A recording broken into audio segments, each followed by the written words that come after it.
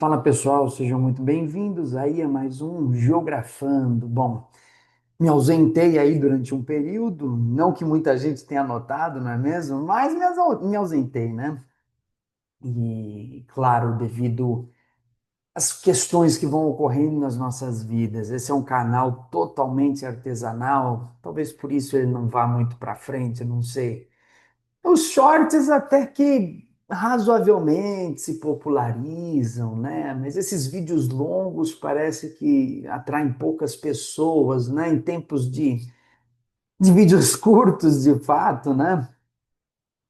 Os vídeos longos, né, são mais complicados e até a proposta do canal é essa mesmo, né? Eu não gosto de propor videozinhos que sejam facilmente digeridos, né, com uma série de efeitos de edição, porque eu acho que isso seria se render uma fórmula neoliberal, né? Ou a gente discute, como tem que discutir, e isso exige cansaço, exige bunda na cadeira, exige sofrimento, exige demora, exige um tempo do pensamento, não é mesmo?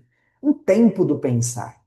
Quer dizer, o tempo do pensar não pode ser o tempo da produtividade, de modo que eu não vou fazer, não, o vídeo tem que ter de 15 a 20 minutos. Pode ter menos, ele pode ter mais, depende do tema que eu estou abordando, das informações que eu estou recolhendo, de modo que isso para mim é totalmente desimportante, como eu sempre digo, né? Se atrair bastante gente, fico muito feliz, porque o meu principal objetivo aqui é popularizar esse debate. Mas se não reunir, é mais uma falha para a coleção, né?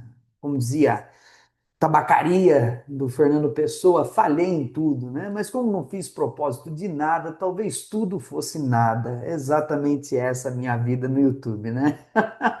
Muito bem, né? Hoje, o tema que eu escolhi, e até por experiências recentes no que diz respeito ao próprio tema, é a morte. Porque desde já gostaria de lhes colocar o porquê desse tema, né? Para além das experiências pessoais que tive recentemente na minha vida, todo mundo que já passou por um luto entende a dificuldade que é e o processo de simbolização da perda é uma questão absolutamente complicada. Mas, para além dessa questão pessoal, que até poderia ter sua importância, mas não é de fato que eu vou tratar aqui, e desde já colocarei que não tratarei a questão do luto no seu sentido psicanalítico, o que seria até possível tratar. Em algum momento a gente até poderia. E até deixo como referência o texto clássico, né, do Freud, Luto e Melancolia, é o texto clássico para se discutir esse tema. Bom, eu gostaria, na verdade, de tratar o luto numa perspectiva filosófica e particularmente no interior da obra do Byung-Chul Han. Byung-Chul Han, um filósofo que eu já abordei várias vezes no canal, né? Filósofo sul-coreano. Eu descobri recentemente que ele é o filósofo mais vendido no mundo. Então é um filósofo pop, né? Mas diria ao mesmo tempo que é o mais vendido e talvez um dos menos compreendidos. Sua obra não é absolutamente algo fácil de ser digerido. Me lembra até o fato de que o livro de ciência, né, mais vendido é aquele livro do Stephen Hawking, né, o livro de física, no caso, né, que era falando sobre a ideia de espaço-tempo, uma história do espaço-tempo tal, e é o livro mais vendido e menos lido na física, né, porque é complexo, é difícil. Eu diria que o Byung-Chul Han tem altos e baixos na sua obra, né? Diria que, de certa forma, há uma crítica feita à obra do Byung-Chul Han, crítica a qual eu concordo, de que duas que eu colocaria, uma mais crítica, a outra mais uma observação. Como crítica, eu diria que, de fato, muitas vezes seus livros parecem recomposições, reorganizações de ideias contidas em livros anteriores. Muitas vezes isso acaba ocorrendo, apesar de que eu acredito que todos os livros mantêm uma certa originalidade, né? Não existem livros que são iguais na sua obra, dizer, isso daqui é a mesma coisa, leu um, leu outro. Não colocaria dessa forma, mas há ideias repetitivas, construções repetitivas e até mesmo frases que surgem como muitas vezes até de maneira explícita, iguais. não é? Que eu já encontrei lendo a obra do Byung-Chul Han, que foi um dos filósofos que durante mais tempo eu me detive na leitura. Então, de fato, aparece, seria uma crítica. Uma segunda observação é que, de fato, sua obra, de certa forma, é construída com base na leitura de outros autores, como se fosse um imenso fichamento de outras ideias. Apesar de que também mantém certa originalidade, eu diria principalmente no modo como ele articula positividade e negatividade, e como em diversos momentos ele articula isso em relação a uma pulsão fundamental, que ele recoloca, inclusive, em outros termos, que é a pulsão de morte. Né? E por isso eu escolhi o Byung-Chul Han, porque eu diria o seguinte: para compreender a obra do Byung-Chul Han, é fundamental discutir o conceito, talvez para além, nem o conceito, né, mas o fenômeno da morte. É a partir do fenômeno da morte, né, como dado da existência, que o Byung-Chul Han constrói sua análise a respeito das diversas formas de organização, socialização, organização daquela sociedade. Então, isso é o básico na sua filosofia, eu diria, né? Quer dizer, entender o que o Han quer dizer significa compreender o sentido com o modo como diretamente ou indiretamente toda a sua obra está relacionada à ideia de morte. Eu diria de diversas maneiras que a psicanálise tem absolutamente tudo a falar sobre a questão da morte, apesar de que não será o foco que eu trarei aqui, mas eu gostaria muito de colocar essa questão para o Freud como uma questão inicial. O fato de que acredito que muito se menospreza na análise. Acredito que o próprio Freud menosprezou isso, né? Eu acredito que ele chegou num ponto muito grande e esse ponto talvez nem ele mesmo tenha percebido a dimensão ou ele acaba não trabalhando em profundidade com a profundidade devida. Acredito que no caso do Freud, por conta do fato de que ele não era um filósofo. Acho que isso, de certa forma, o blindava de compreender com maior profundidade as necessidades que estavam ali colocadas em relação à questão da morte. E um livro que é divisor de águas na teoria freudiana, no que diz respeito à morte, é Para Além do Princípio do Prazer. Eu acredito que seja um dos livros mais difíceis do Freud. Freud, no geral, não acha um autor, assim, e isso é um perigo, né? Não acha um autor difícil, ele escreve muito bem e a leitura dele é muito gostosa, mas isso é um perigo, né? Porque a gente acaba pensando que é fácil e nas entrelinhas tem questões extremamente complexas, né? Eu me lembro que ao ler O Futuro de uma Ilusão, né, chega um momento em que o Freud começa a falar: bom, você, leitor atento, certamente notou tais e tais erros ao longo desta obra. E, e eu não tinha notado absolutamente nada do que ele estava citando ali, né? Quer dizer, eu acho que ele coloca até de maneira irônica, né? Dizendo assim: eu sei que você não notou, mas era muito básico e você deveria ter notado, né? Enfim, é a leitura do Freud, né? Mas além do princípio do prazer, é um divisor de águas na teoria freudiana. Eu não diria que só na teoria freudiana abre um espaço para se pensar um conceito que eu diria que é um conceito extremamente central. Um conceito que o marxismo nega. O marxismo não se apropriou desse conceito, não é? E eu acho que isso nos coloca diante de problemas analíticos importantes.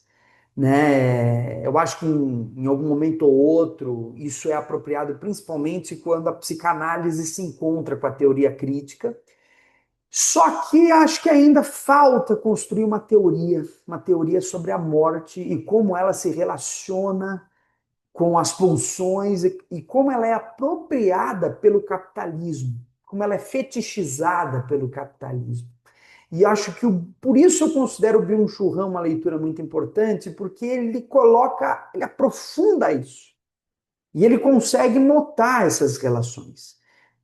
Eu diria que o Freud, quando chega na sua famosa concepção de pulsão de vida, pulsão de morte, e aqui vale a pena uma recontextualização, o Freud chega nessa ideia, no além do princípio do prazer, é, a partir da noção de que ele começa a analisar, né? Primeiro ele começa analisando as repetições, as dificuldades de lidar com os traumas, e aos poucos ele vai chegando na tese, que eu não vou reconstruir todo o caminho argumentativo aqui, mas vocês podem acessar o livro.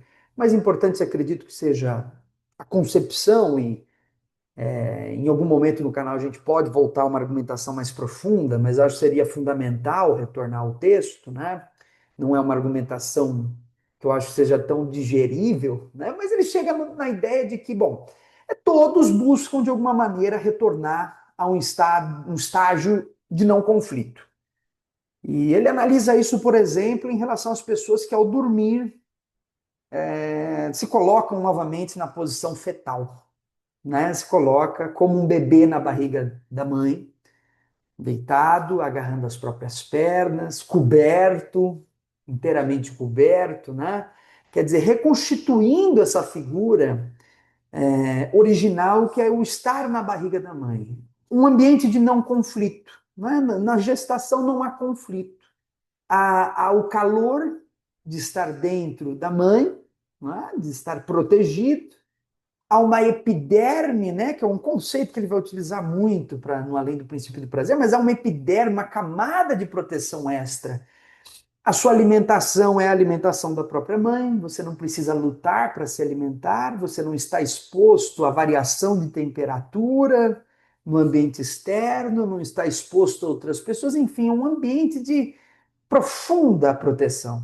Só que, para além disso, e o Freud dirá, olha, há um retorno ainda, um desejo de um retorno que é anterior mesmo à barriga da mãe, né? Que é qual o desejo que é esse? É o desejo do mundo inorgânico, o retorno à inorganicidade. E o que é esse retorno à inorganicidade? É o retorno à não existência. Não existência. Isso tem paralelos interessantes, eu diria, né? Por exemplo, com a obra do Lukács, né? A gente poderia relacionar as viradas ontológicas da qual fala o Lukács, né? Por exemplo, uma das grandes viradas ontológicas é do mundo inorgânico para o mundo orgânico, da não vida para a vida, né? Uma grande virada ontológica. É interessante notar como é um retorno. A vida inorgânica tem relação com essas viradas ontológicas do Lukács, o que abre espaço para o marxismo também pensar questões interessantes. Mas deixo isso a título de uma nota de rodapé. E é claro, o retorno à vida inorgânica, às rochas, aos minerais, significa um retorno a um ambiente de não conflito. É um ambiente de não conflito, um ambiente marcado pela não existência. O não existir é não estar em conflito. Existir é estar permanentemente em conflito. A marca fundamental da existência é o conflito. É o desejo em conflito com os valores, não é? É o id em conflito com o superego. E é o eu, como corpo no meio disso tudo, que sofre e tenta articular essas duas dimensões, né? Isso é a teoria freudiana. Então, há um embate fundamental entre, de um lado, essa pulsão de morte como retorno à vida inorgânica e, portanto, um retorno àquele ambiente de não conflito, em relação ao outro lado, que é o impulso de vida. E o impulso de vida, é claro, é dado em relação à autopreservação. A autopreservação que tem suas diversas relações, por exemplo, com a necessidade de se alimentar, a necessidade de sexo, né? Quer dizer, a procriação, a alimentação, seriam elementos desse impulso de vida. Né? E eles estão em permanente conflito. De modo que o Freud articula isso e, de certa forma, mostra como, em determinados momentos, a vitória do impulso de morte cria certas dinâmicas. Né? Quer dizer, um sentido autodestrutivo, o uso de drogas, por exemplo, né? Ao se colocar em situações de risco, né? Enquanto o impulso de vida estaria do outro lado. Há uma certa tendência, numa leitura pessimista freudiana, de que esse impulso de morte seja mais poderoso, né?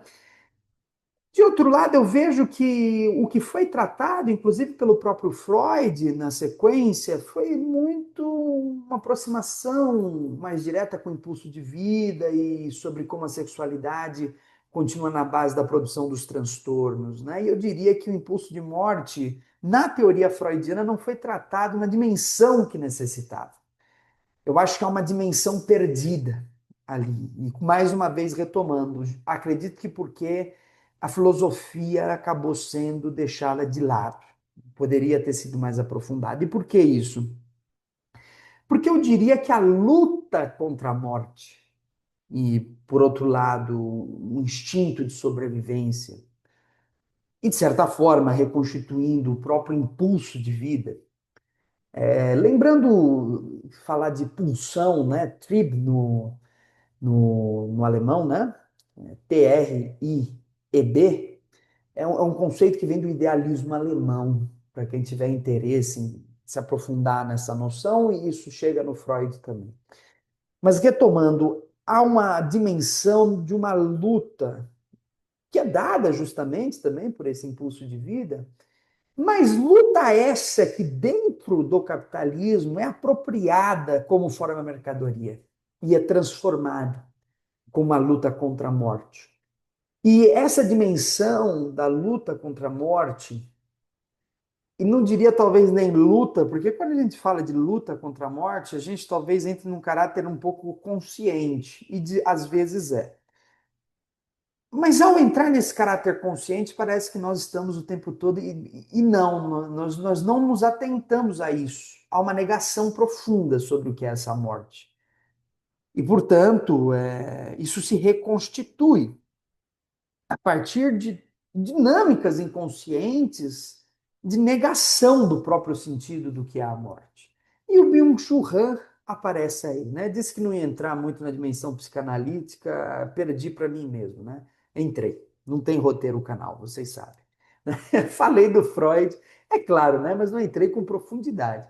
Agora, eu gostaria de pensar no Byung-Chul Han propriamente dito, né? E aqui de maneira mais sistemática. Então, entrando nesse caráter da dimensão da relação das nossas sociedades com a morte, Byung-Chul Han fará um diagnóstico de que na sociedade contemporânea, particularmente nessa fase neoliberal, há uma tendência a uma forte expulsão, né, desse sentido de morte. A morte como parte expulsa da vida. E agora sim eu recorro às minhas anotações, né? Então, para Han, a sociedade atual tenta eliminar tudo que é negativo. Tédio, dor, silêncio, lentidão, vulnerabilidade. E a morte é a forma extrema dessa negatividade. Bom, para quem já está relacionado com a obra do Han, fica muito claro o que isso quer dizer. Mas eu colocaria aqui mais uma vez, né, que o Han ele pensa dois modos básicos de operação social, né, pela positividade e pela negatividade.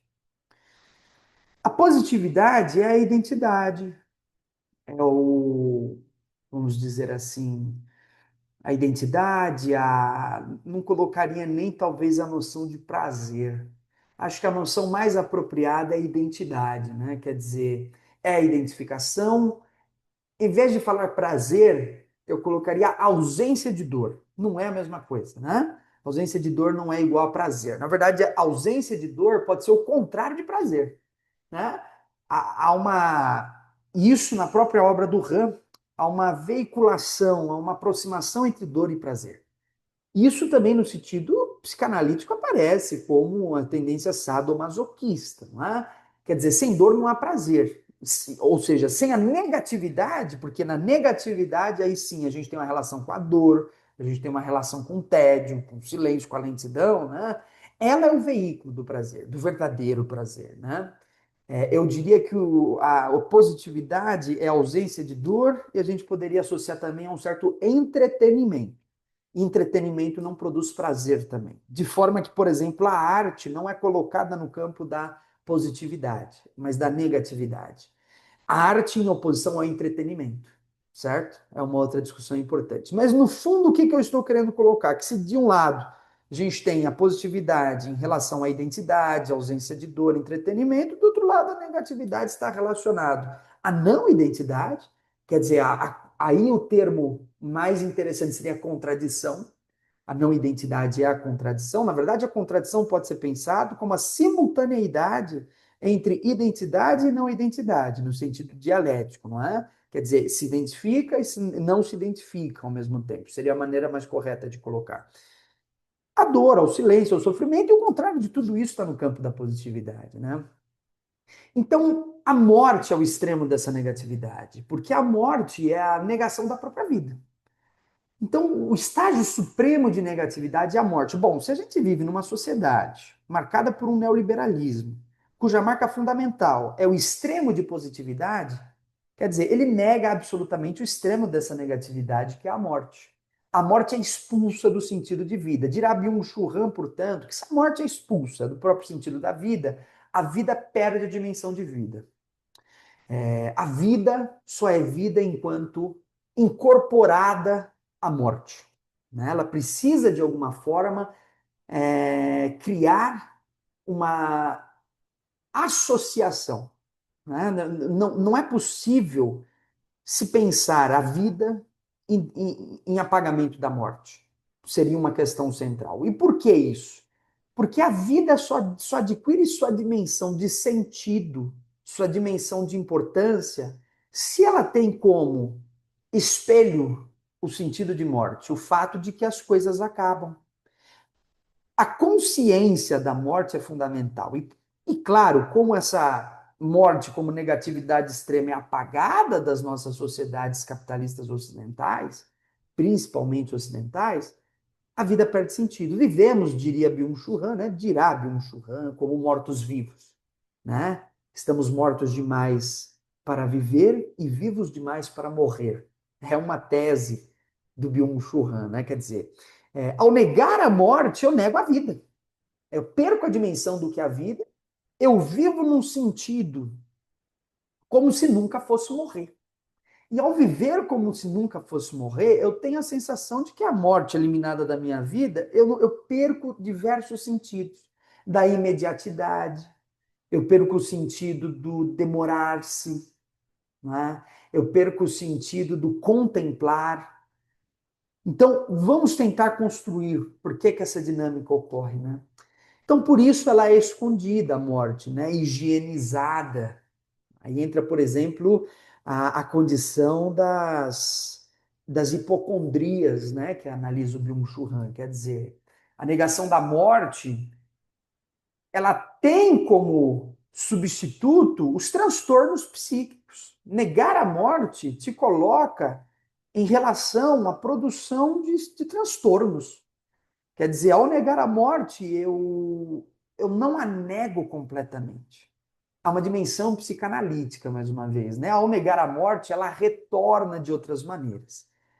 Não é possível negar a um impulso profundo que ali se produz. E vocês sabem muito bem, psicanálise, né?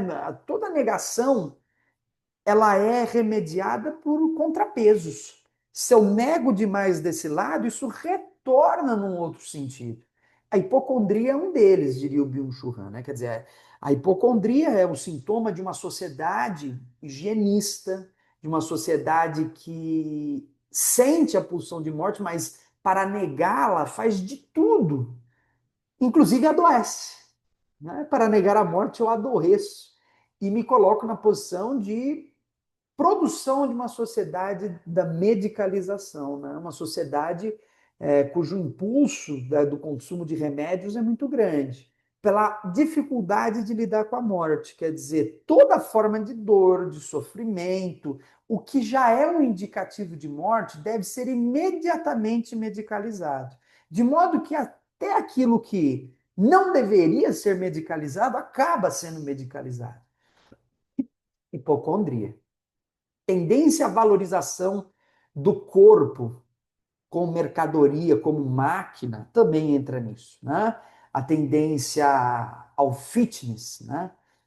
Claro, isso daí também é a busca de uma vida saudável. O que o Byung-Chul Han vai apontar não é aquela pessoa que vai para a academia para ter uma vida saudável, não. Ele vai apontar como isso está inserido dentro também de um transtorno. Quer dizer, um transtorno onde o seu corpo deve se tornar uma máquina, deve se tornar um apêndice não do saudável, mas do doente, da doença. Quer dizer, o impulso fundamental daí da academia não é o impulso do tornar-se saudável, da vida consciente da morte, mas é o impulso dado pela negação da morte. Eu vou para negar a morte. Mais uma vez, isso produz transtornos, onde eu preciso atingir, às vezes, picos extremos, prejudicando minha própria saúde. Né? Então, essa valorização do corpo como máquina, como apêndice, e essa dinâmica da vida fitness desligada da noção de morte também é um problema. Né? O problema em si não é frequentar a academia, é fazer um uso doentio, né, desses espaços. Então, por isso, a morte é escondida, higienizada, afastada dos espaços públicos, familiares, né? Morre-se no hospital, por exemplo, atrás de cortinas, entre aparelhos, e não mais, por exemplo, na casa, no centro da vida comunitária. A morte, ela é escondida. Olha que interessante, né? Esse é um canal de geografia. Olha só como há uma questão espacial, né, relacionada à morte. Há uma tendência de que a morte agora seja transferida para espaços de exclusão. Enquanto os espaços da vida comunitária não incorporam a morte. Pô, bom, isso daí é importante para a geografia? Extremamente. Porque se você for um pouco perspicaz, eu espero que você seja, você perceberá facilmente que isso tem desdobramentos fundamentais, porque não é só a questão de que a morte, o morto, a pessoa que vai morrer é transferida para os hospitais, mas de que todos os diversos outros sentidos que encaminham para a morte, que de alguma forma anunciam a sua chegada, também são excluídos desses espaços. De modo em que nós passamos a organizar o nosso espaço, a dimensão do nosso espaço, como espaços de positividade, espaços que negam a morte, em diversos sentidos. Um deles, que nós podemos desde já introduzir, é a mercadoria. A mercadoria é a negação da morte. Por que a mercadoria é a negação da morte? Primeiro, que ela é ahistórica, ela está fora do tempo. E ela também é espacial, ela está fora do espaço, não é? Quer dizer, por quê? Porque a mercadoria, uma das tendências da mercadoria, e isso é a base do que o Marx chama de fetichismo da mercadoria, é a deshistoricização daquele objeto. Ele surge, por exemplo, vamos pegar um exemplo banal, uma caixinha de leite. Você vai lá comprar o seu leite no supermercado. Ele é histórico, é espacial. Por quê? Não sei quando ele foi produzido, eu não sei quem o produziu, eu não sei onde aquilo foi produzido. Eu simplesmente compro como se aquilo fosse um dado da natureza que simplesmente brotou na prateleira do supermercado. Então vejam só, a mercadoria, ela reconstitui uma negação da morte, de modo que o consumo está na base de uma pulsão de vida. Ele é apropriado dessa forma. Consumir surge como uma dinâmica psíquica de negação da morte. Quer dizer, eu consumo porque quanto mais eu consumo, mais vivo eu me sinto. Não é? Eu estou mais em relação a esse A histórico, a esse A espacial, a negação do tempo e do espaço. Isso pode ser aprofundado, claro, mas é uma primeira indicação. Né? É claro que também a gente tem uma construção ideológica de uma sociedade que, ao relacionar prazer com consumo, também coloca o consumo no campo da positividade. E colocado no campo da positividade, o consumo como prazer, e eu diria mais uma vez, uma falsificação do prazer, porque isso daqui é mero entretenimento, e a negação da dor não produz prazer, produz outras dinâmicas, né? Coloca mais uma vez um sentido de negação da morte, um sentido de positividade. A mercadoria, então, encarna um extremo de positividade e, estando no campo da positividade, mais uma vez se coloca como antagônica da morte, né? Se coloca em identidade, se coloca como o imediato, né? o estar presente no imediato, a negação do futuro. Quer dizer, a mercadoria é o oposto da arte, né, pessoal? E a arte, quando ela é verdadeiramente arte, e aqui no canal acredito que vocês já tenham de alguma maneira entendido o que eu penso como arte, né? Eu acho que arte existe em raros momentos na nossa sociedade. A 95%, e não me perguntem de onde eu tirei esse cálculo, que é um cálculo subjetivo. Um dia eu trago, se eu conseguir um cálculo mais preciso, mas 95% do que é produzido na nossa sociedade é mercadoria, não é arte, né? É difícil você encontrar uma autêntica forma de arte. E a autêntica forma de arte, isso daqui, eu diria, é uma metafísica que reconstitui o movimento do conceito em sua historicidade. Eu diria, então, que nesse sentido, a arte na sociedade neoliberal, a verdadeira forma de arte, ela incorpora negatividade. E se ela incorpora negatividade, a função da arte hoje deve ser a incorporação dos conflitos. A arte, a verdadeira arte, tem que te colocar diante da pulsão de morte, tem que te colocar diante da desarmonia, tem que te colocar hoje diante dos conflitos sociais. Eu acredito que é dessa forma que nós construímos a noção de arte. Eu disse que é um movimento do conceito, para não deixar tão esotérico, tão hermenêutico nossa discussão, porque assim, eu diria que o conceito de arte ele não é eterno. Eu diria que no contexto da sociedade neoliberal tem que ser pensada a arte pela sua profunda negatividade. Eu não sei se depois, num outro modelo de sociedade, do futuro, ou nos anteriores, nós poderíamos pensar assim. Eu não diria que entre os gregos, na antiguidade clássica, nós diríamos que a arte deveria ser pensada segundo a sua negatividade.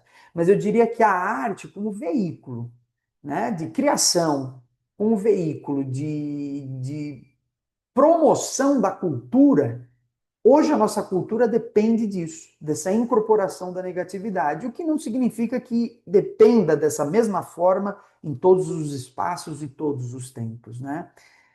Mas basicamente é isso, a mercadoria ela incorpora um extremo da positividade e por isso ela se coloca no outro ponto em relação à morte, como uma antagonista, como aquilo que nega a própria morte ao negar a negatividade. Ou seja, ela blinda pelo consumo tudo aquilo que diz respeito ao que poderia nos colocar diante da morte.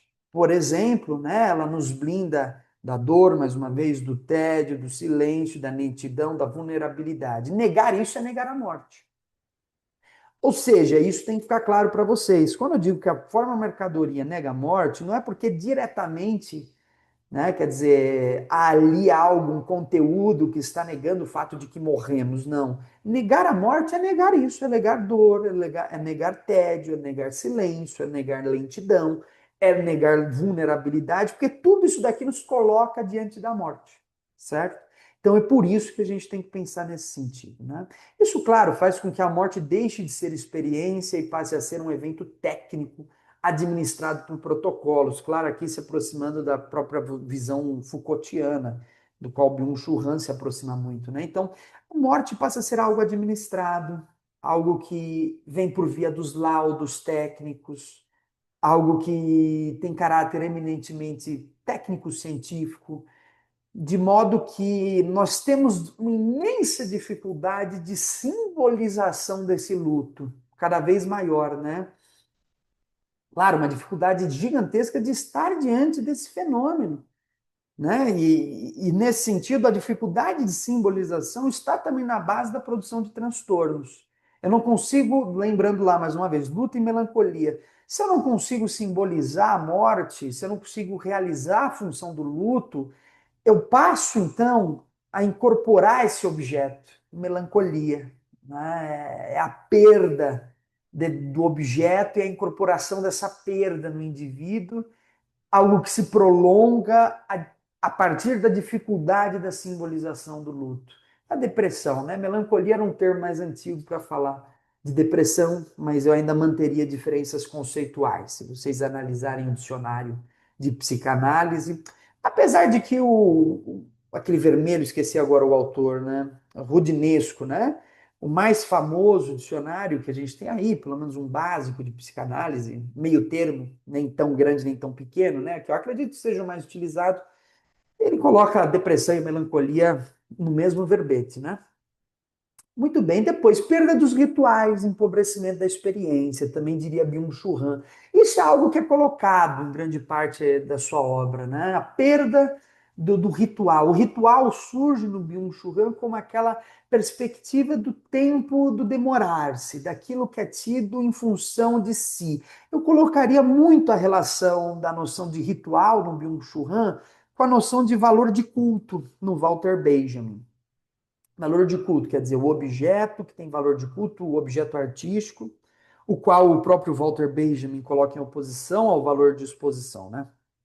Valor de culto significa que o objeto, por exemplo, peguemos uma obra de arte, a Capela Sistina, é a que eu mais uso, para dar exemplo, né? A Capela Sistina está num espaço específico, você chega na Capela Sistina, você não pode fotografar, você tem que ter uma certa conduta de silêncio, né? Veja aí todo o padrão ritualístico para acessar essa obra de arte.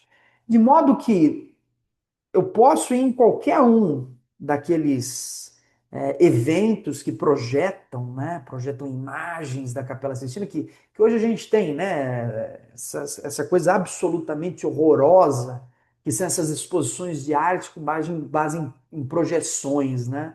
Você pega ali o projetor, coloca uma imagem gigantesca, você pode andar por cima, eu acho ridículo isso, acho que não tem nada a ver com arte. E claro, você pode fazer isso. Você pode projetar uma imagem da Capela Sistina aqui em São Paulo, não é a mesma coisa. Na Capela Sistina ela tem um valor de culto. Se eu não tenho a experiência de ir até a Capela Sistina, de me colocar em função daquele ritual do silêncio, de estar ali diante do objeto que tem o seu valor de culto, porque escondido, colocado num espaço específico, né, com história, tem tempo, portanto, tem espaço, tem geografia, portanto, se eu não me coloco diante daquela posição, absolutamente eu não sei o que é a Capela Sistina. Isso é valor de culto. Valor de exposição, por outro lado, seria a mercadoria. O cinema para o Walter Benjamin. O cinema já é uma forma de mercantilização para o Walter Benjamin. Olha só. Hoje, dado o fato de que a gente chegou num auge de forma mercadoria, onde não é mais o cinema, mas a gente tem grandes redes de streaming, hoje a nossa sensação é que o cinema tem um valor de culto, né? Ele tem um espaço específico onde pessoas se reúnem. Para o Walter Benjamin já não tinha. Mas hoje a forma mercadoria atingiu um auge tão grande que a gente olha para o cinema e fala, ele tem um valor de culto. Né? Quer dizer, pelo extremo que chegou, aquilo que parecia já o extremo da mercadoria, a gente percebe que não, tem questões interessantes. Fazemos jus ao Walter Benjamin, até ele via certa importância no cinema, claro. Muito bem. Então isso é uma noção de ritual, né? O ritual ele mantém o seu tempo, não é o tempo da forma mercadoria, não é o tempo da produção, mantém as suas condutas, mantém suas formas de se portar, mantém seu valor de culto, né? Então, um dos temas de Han é a crítica ao desaparecimento dos rituais. Segundo ele, rituais davam forma à experiência da morte. É a simbolização, né? É a despedida. Onde hoje nós encontramos esses rituais ainda presentes? Claro que no rito funerário. O momento em que a pessoa morre, onde as pessoas vão até o caixão e se despedem, aquilo é importantíssimo para o processo de simbolização do luto. Não é? Criavam comunidade, sentido e passagem, né? Então tem um sentido de comunidade. Quanto mais a gente desaprende a lidar com a morte, essa simbolização da morte, quanto mais a gente a exclui e torna a morte um tabu gigantesco, mais a gente tem dificuldade de simbolização, mais a gente tem, menos a gente tem o espírito de comunidade. Ou seja, a gente não consegue se unir em torno desses rituais de despedida, a gente sempre foge. A morte, de certa forma, então, é um veículo de união comunitária, de passagem, de despedida, também é outra questão observada, né? E, claro, ajudam a elaborar o luto, como a gente bem colocou. A sociedade atual, hiperindividualista, não possui mais formas comuns para lidar com a morte. O luto se torna solitário, rápido, muitas vezes negado, porque não é produtivo. Ele chama isso de pobreza simbólica. Né? A gente tem uma pobreza simbólica.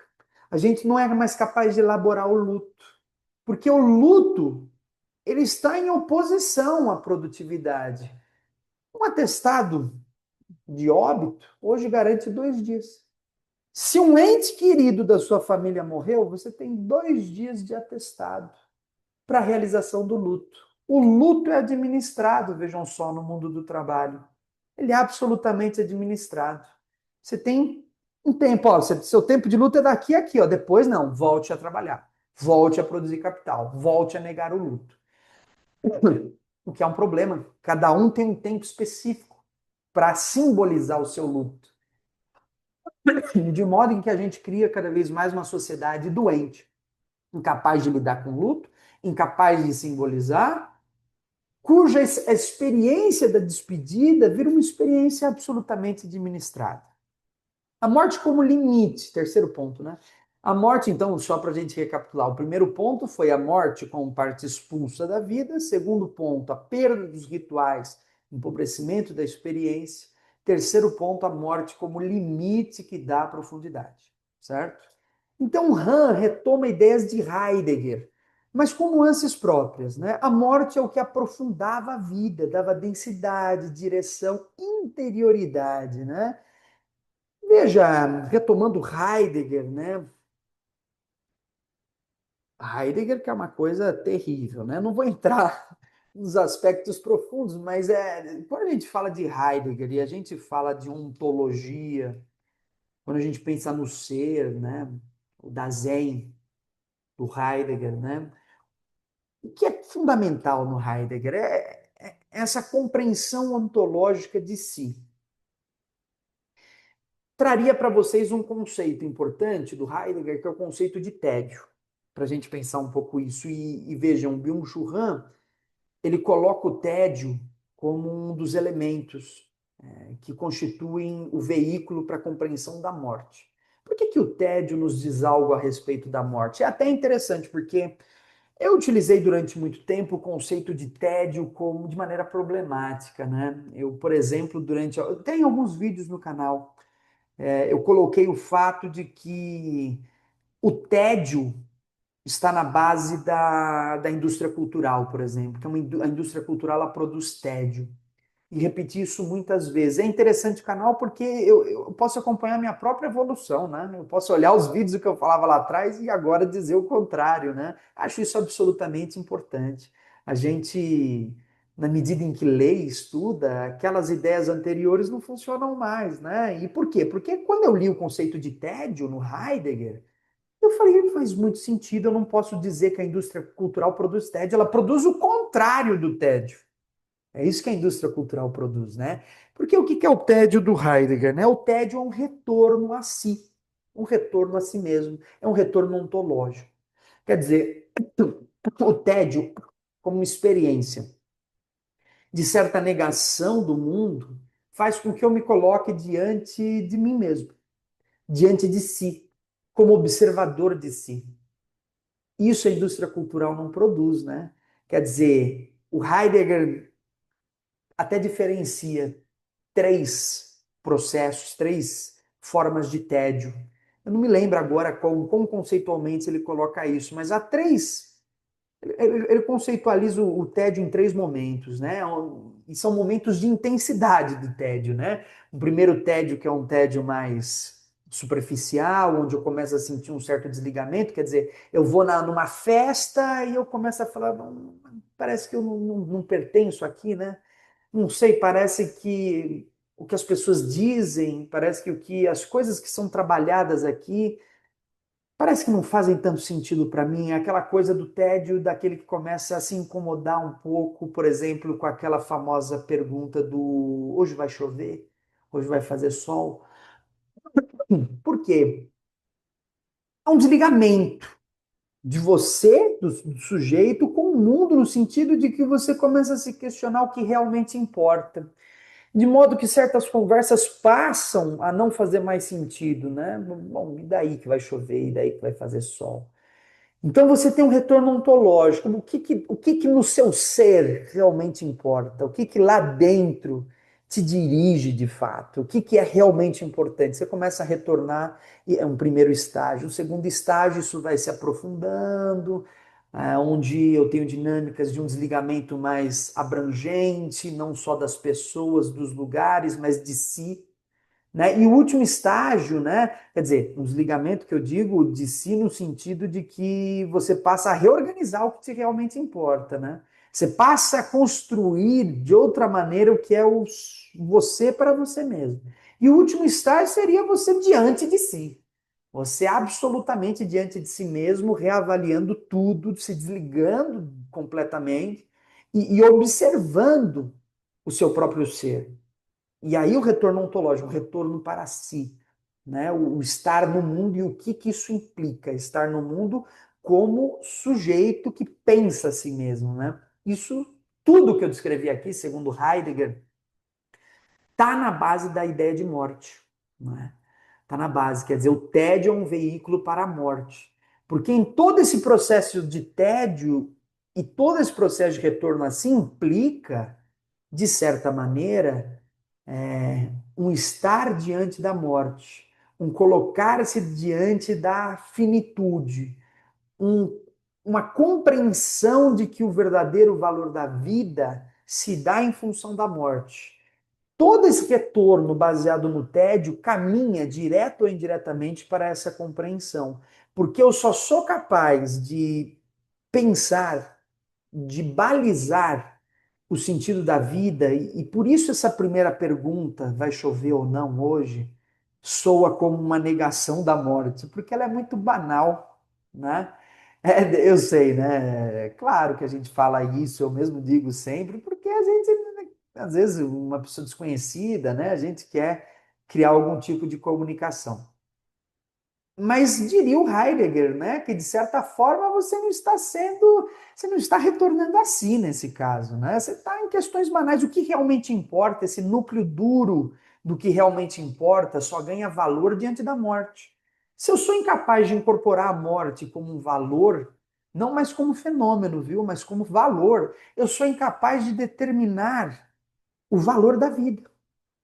Isso é um sentido importante para o Heidegger, né? E isso vai ser apropriado pelo Byung-Chul Han. Então, diria, hoje, ao negar a morte, perdemos interioridade, ficamos rasos, né? Ficamos rasos. Quem incorporou a morte sabe absolutamente da sua finitude, sabe que há pouco tempo.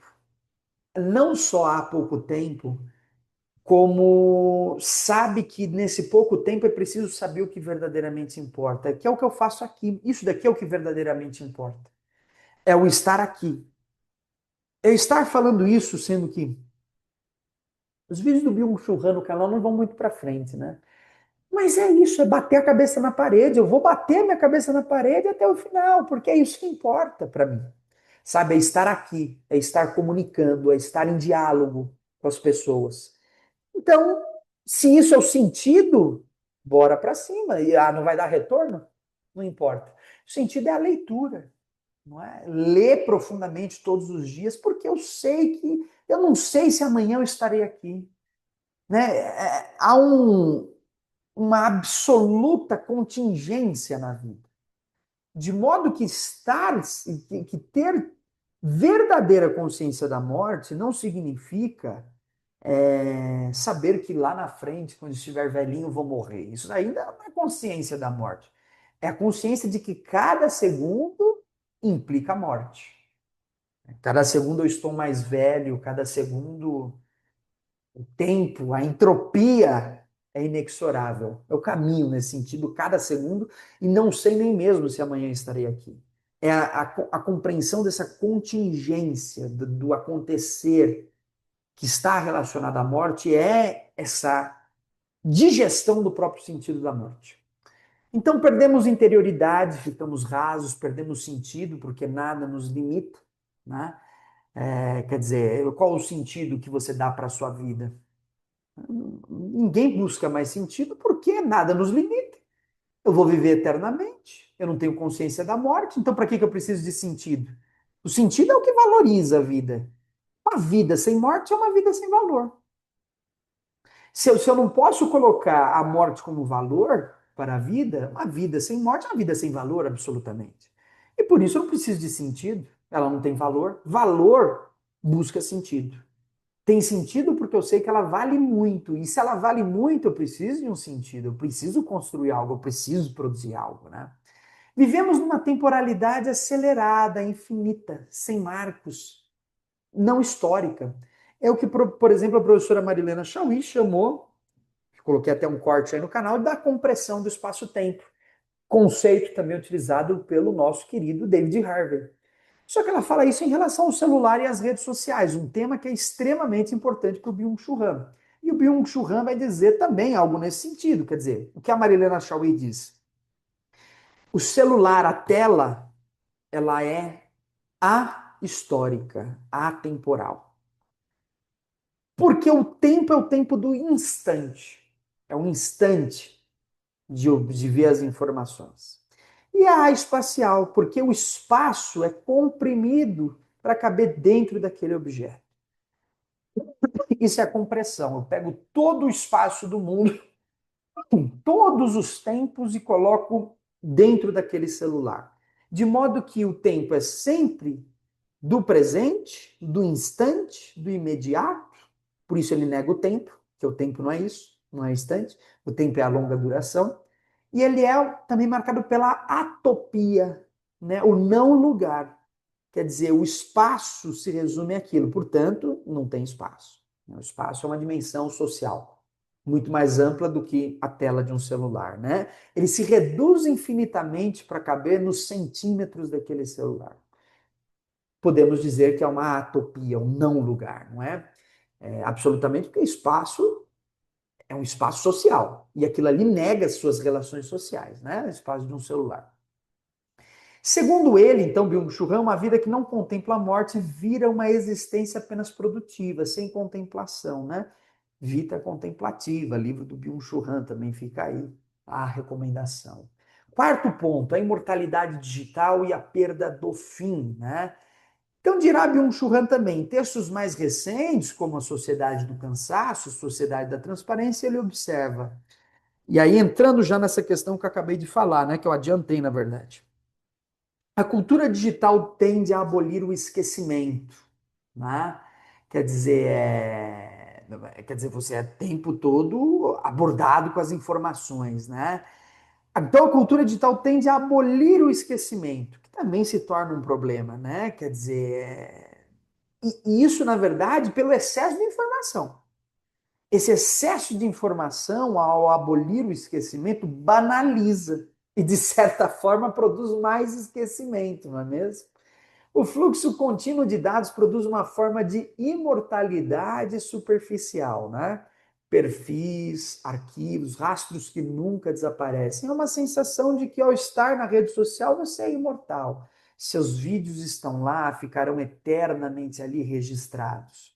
O que também não é uma verdade, né? Mas há uma sensação de que ao me colocar ali, quer dizer, esse sentido de se tornar imortal não é que as pessoas ao estarem, sou imortal. É um sentido de negação da morte, uma sensação de que ao estar ali presente, a morte está negada e que, portanto, existo para sempre. Há uma sensação, né? Quer dizer, imortalidade como negação da morte, como exclusão de tédio, como exclusão de tudo aquilo que dor, sofrimento, tédio, o tempo lento, tudo isso ao ser excluído nas redes sociais reconstitui um sentido de imortalidade.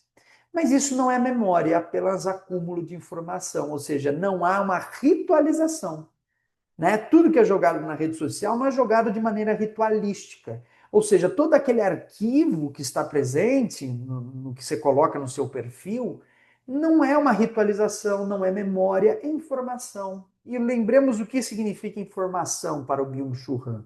Para o Byung-Chul Han, informação é o contrário da comunicação. A informação ela é de via única, ela reconstitui um campo de dados, ela não produz comunicação. Ela constrói dados, simplesmente. Não produz dialética, não produz, portanto, negatividade. A informação é um símbolo de positividade. Dirá então Byung-Chul Han que as redes sociais produzem enormemente informação e não comunicação, né? Produz ali o que eu coloco na rede, é colocar no sentido de via única, de estabelecer já desde sempre o seu significado e que, portanto, não permitindo a comunicação, não produz nenhuma dialética. Não é? Então, o fluxo contínuo de dados produz uma forma de mortalidade superficial, os perfis, arquivos, rastros que nunca desaparecem, mas isso não é memória, é apenas acúmulo de informação. Sem esquecimento e sem fim, perdemos a capacidade de finalizar, fechar ciclos, elaborar. Quinto ponto, morte, silêncio e contemplação. Hans relaciona a experiência da morte com aquilo que falta à nossa época. Então, quando a gente fala morte, eu busco aqui sintetizar na noção de morte, e o Han também, né? O que são os elementos, né? Analiticamente, se a gente pegar a morte analiticamente, o que compõe? O que quer dizer isso, né? Entender a morte não é entender uma certa finitude, não. É estar diante desses aspectos aqui, ó, silêncio. Silêncio é uma contemplação da morte, da finitude. Por isso, pessoas que falam muito são pessoas que estão em completa negação da morte, né? Quer dizer, a pessoa quando é incapaz de ficar em silêncio, é uma pessoa que é incapaz de lidar com o sentido da morte. É muito comum, como até num aspecto clínico, né? Aquelas pessoas que são incapazes de se silenciar, né? Precisa o tempo inteiro televisão ligada, rádio ligado, falando com alguém. Pessoas, né, que são incapazes, por exemplo, de ir a um restaurante sozinha, de ir ao cinema sozinha. Por que ela é incapaz? Porque essa é uma experiência de morte, de estar diante de si. Muito heideggeriano nesse sentido, né, o Byung-Chul Han. É estar diante de si, é estar em silêncio. É aqueles momentos em que você tem que tirar o seu dia para um absoluto silêncio. Televisão desligada, sem música. Dormir, de certa forma, é colocar-se diante dessa experiência. Não por acaso, a insônia é uma marca do nosso tempo, né? A insônia é uma marca do nosso tempo porque a gente nem no momento do sono, que é uma aproximação da morte, do desligar-se completamente do mundo, a gente nega essa experiência, porque a gente nega a morte. Então, a insônia é um dado clínico fundamental, né? Então, o silêncio. Por isso, filosofia do Zen Budismo, né? Outro livro do Byung-Chul Han, quer dizer, o budismo como a meditação como um reencontro com a morte, né? A meditação como um desligar-se, a meditação como um caminho de encontro de si, não é? É muito importante, né?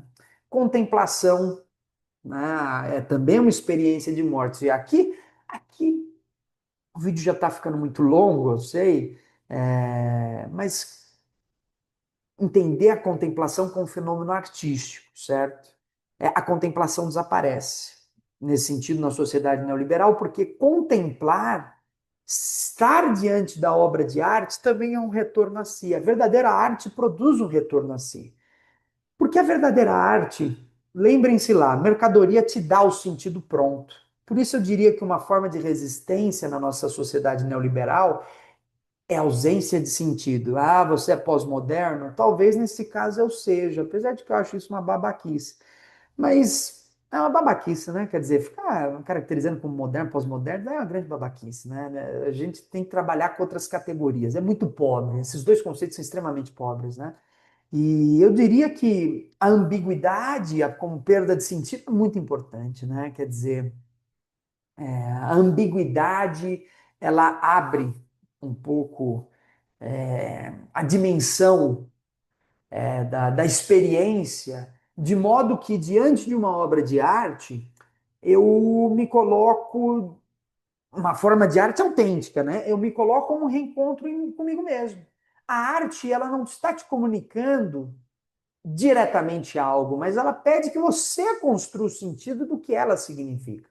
Por isso que a mercadoria ela produz o contrário, porque ela está dado o sentido, o que ela significa, o que ela é, está absolutamente dado. E ela, portanto, funciona como uma negação da morte. Então, essa contemplação como um retorno a si, né? Um outro conceito que o Byung-Chul Han vai utilizar, por exemplo, lá no livro A Salvação do Belo, é o sublime, algo que me transcende e que retorna. E ele traz isso a partir do Kant, a partir do Adorno, né? Para pensar aquilo que me transcende, que é muito maior e que, ao retornar, me produz um sentimento como ele dirá, né? Me produz o choro. Eu choro diante do sublime, né? Quer dizer, algo que me transcende, que então me coloca diante de mim mesmo como algo apequenado, como algo do incompreensível na obra de arte, né? Negatividade, né? E claro, isso daqui também falta a nossa época, isso daqui eu já expliquei, portanto não vou retornar. Pausa, isso é muito importante, né? Os momentos de pausa no nosso dia. Os momentos em que a gente sai do tempo da produtividade e entra no tempo, mais uma vez, da contemplação. A contemplação também tem seu tempo, né? A gente é incapaz de sair do tempo da produtividade mesmo no nosso cotidiano, porque o nosso cotidiano é administrado. Então a gente é incapaz da pausa, de falar, não, agora é uma pausa, não preciso mais estar produzindo. Posso fazer qualquer outra coisa e veja, mesmo quando pensamos que não estamos produzindo, nós estamos.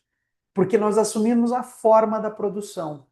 Então, quando a gente está fazendo qualquer outra coisa, por exemplo, escutando uma música, a gente não consegue mais render ao tempo da música, que é a pausa.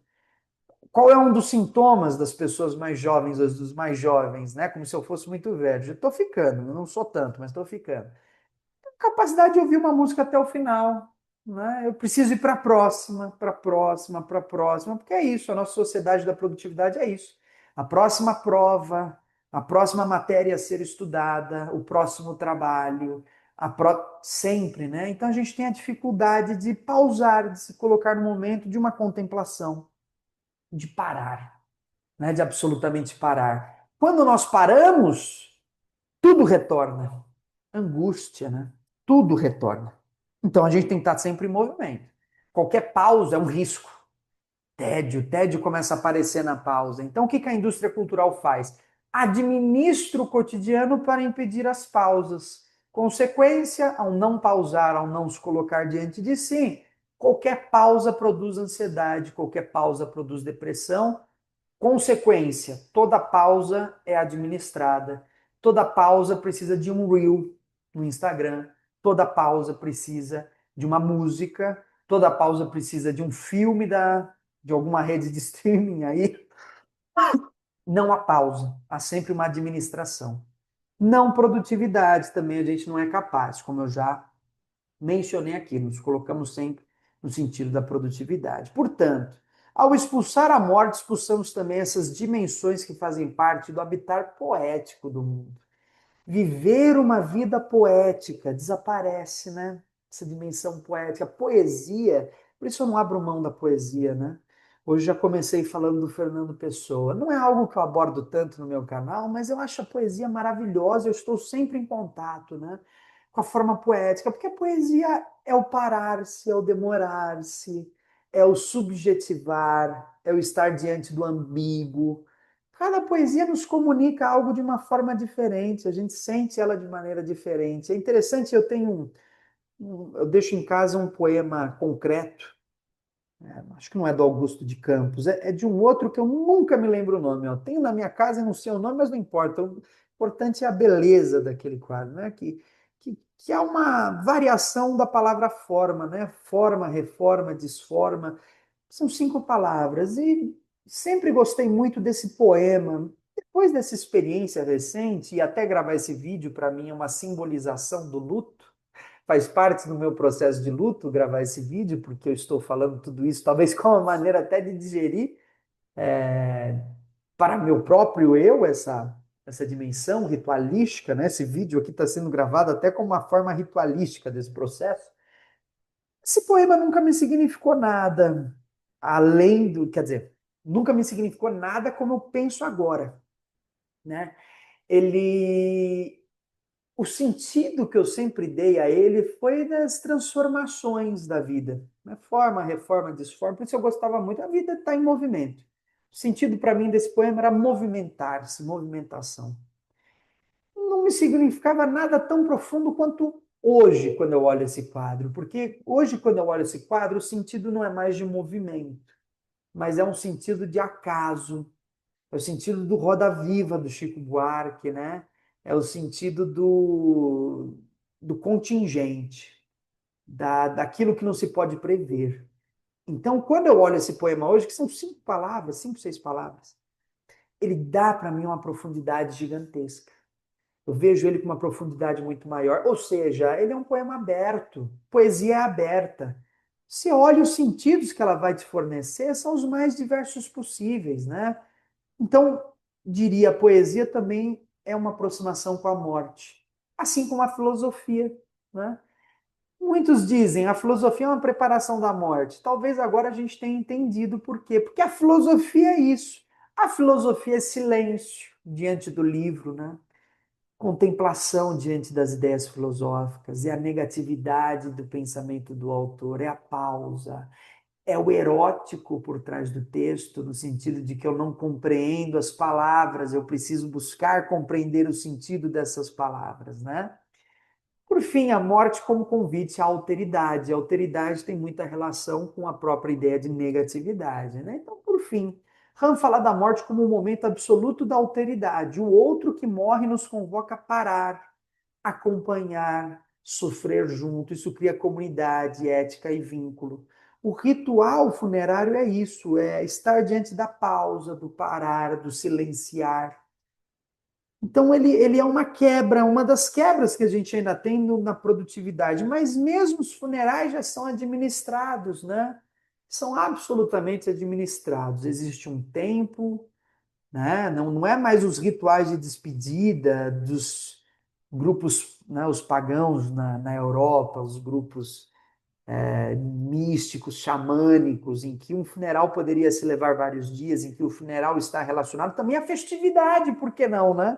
A festividade, a comemoração da despedida, em que ele tem o seu tempo, o seu espaço. Não, ele é administrado. Ele tem o tempo da produtividade, ele tem o espaço selecionado, ele tem. Mesmo esse ritual começa e já sofre grande impacto da forma da mercadoria.